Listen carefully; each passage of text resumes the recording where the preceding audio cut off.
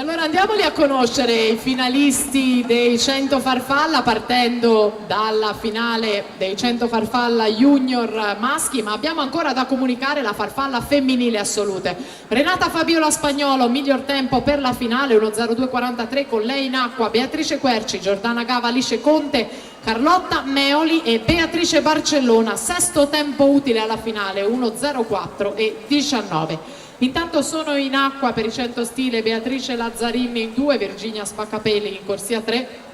Giulia Bonifacio in 4, Alessandra Massimo in 5, ottava serie in acqua, la settima che si prepara con Beatrice Bettella in 1, Veronica Darin in corsia 2, in 3 Alice Volpato, in 4 Giulia Gestri, Lara Marchette in quinta corsia.